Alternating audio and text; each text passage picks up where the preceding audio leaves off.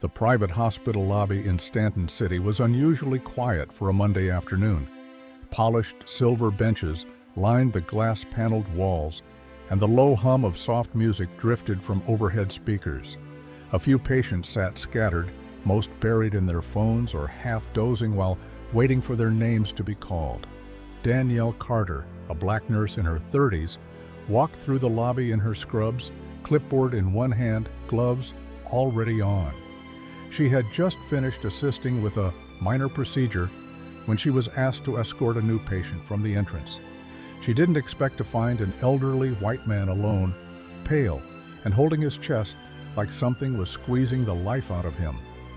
He was seated at the edge of the row, motionless, lips slightly parted. Fear settled deep into his wrinkles. "Sir?"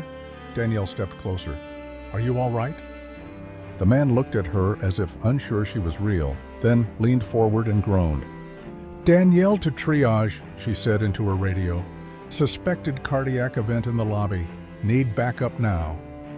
She knelt before him, already shifting into full focus. "My name is Danielle. I'm a nurse. Can you hear me?"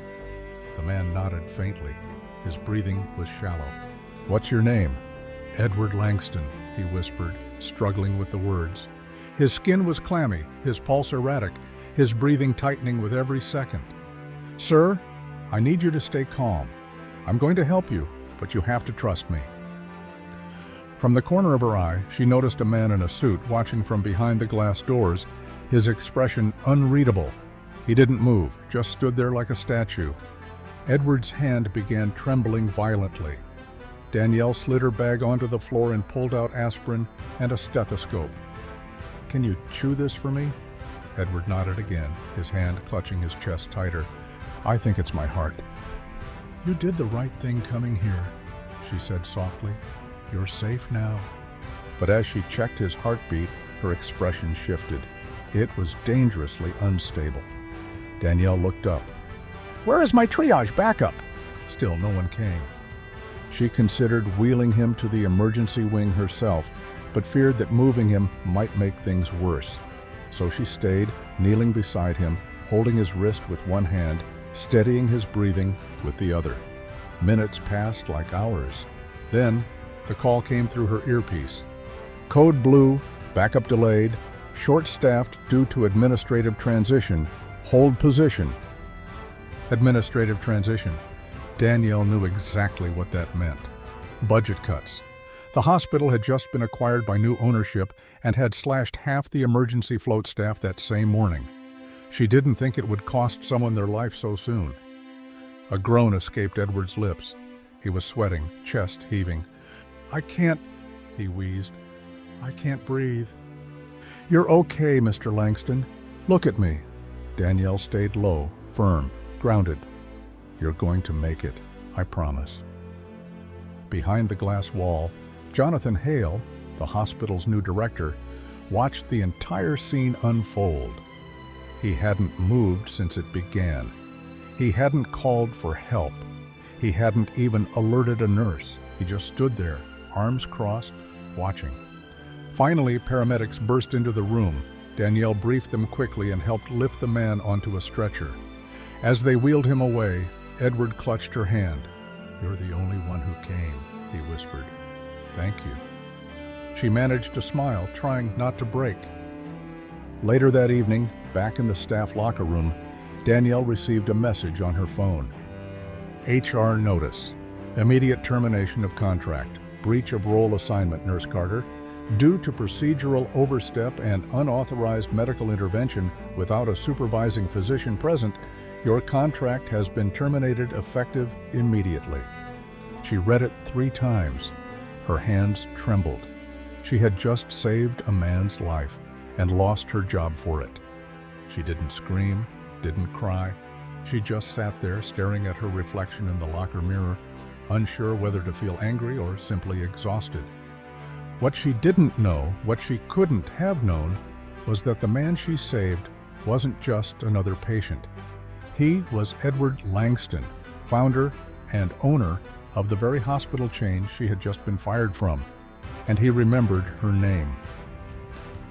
3 days passed since Danielle Carter was fired. 3 days of silence, no job, no calls, no apology, just the same clinical words echoing from that HR email. Unauthorized intervention, immediate termination. She had poured 10 years into that hospital, double shifts, holiday hours, holding patients' hands through their final breaths. It didn't matter. Not when someone in a suit wanted to clean house. Her savings were limited. Her pride even more so. That morning, she stared at her nursing license framed on the wall of her tiny apartment. The only reward left for doing the right thing. Until her phone rang. The voice on the line was calm, warm. "Miss Carter, this is Lillian, personal assistant to Mr. Edward Langston. He would like to meet with you privately. Transportation will be arranged." Danielle froze. "Mr. Langston?" "Yes, the man you assisted earlier this week. He asked specifically for you." An hour later, Danielle stepped out of a black sedan in front of a polished glass building downtown. She'd only seen it once before, on the news. Langston Medical Headquarters.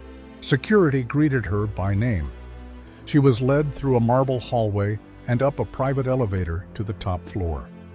The doors opened into a sunlit office where Edward Langston sat in a wheelchair near the window, dressed in a charcoal suit, a blanket folded neatly across his knees. His breathing was still labored, but his eyes were clear, focused. Beside him stood a man in a navy suit, Jonathan Hale. Danielle's stomach clenched.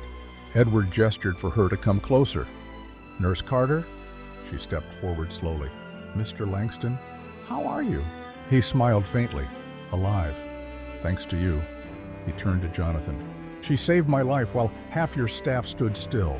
Then you fired her." Jonathan cleared his throat. "Mr. Langston, we were in a difficult—" "I didn't ask for excuses," Edward's voice sharpened. "I asked for accountability." Jonathan went pale. Edward turned back to Danielle. "You didn't know who I was. That's why I trust you. Because you didn't help me for status or reward. You helped me because it was the right thing to do, even when it cost you everything." Danielle blinked, overwhelmed. "I wasn't trying to impress anyone. I just couldn't let him suffer." Edward nodded. "Which is exactly why I'm offering you this." He slid a folder across the table. Inside was a proposal, bold and shocking. Director of Compassionate Clinical Programs, Langston Medical Group.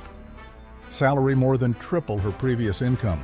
Budget to build a new outreach division under her leadership. Full authority to rehire, reform, and recruit nurses guided by empathy, not bureaucracy. Danielle stared at it, speechless. Edward added gently, "We're opening a new wing in the hospital, one that puts patients first. It will be named after the nurse who reminded me what medicine is really about." He reached over and handed her a plaque. "The Danielle Carter Center for Compassionate Care. Because saving a life should never cost you yours." Tears welled in her eyes. Behind her, Jonathan Hale was asked to submit his resignation immediately. Months later, the new hospital wing opened to the public. Danielle stood beside Edward as children, patients, and staff cheered. News crews recorded her speech as she spoke softly but powerfully. "Compassion doesn't come with a paycheck. It comes from seeing someone in pain and saying, 'I won't walk away.'" When the cameras turned off, Edward leaned toward her and said, "I built this empire with numbers, but you gave it heart." In the hallway outside the new wing, a photo now hangs framed on the wall. It's of a young black nurse in blue scrubs kneeling beside an elderly man, holding his hand, while a man in a suit watches from the distance. Caught between indifference and the moment, everything began to change. If you enjoyed this story, don't forget to give it a thumbs up and hit that subscribe button for more emotional, dramatic, and unexpected tales. Let us know in the comments where in the world you're watching from. We love hearing from all of you. Until next time, stay kind, stay curious, and keep watching.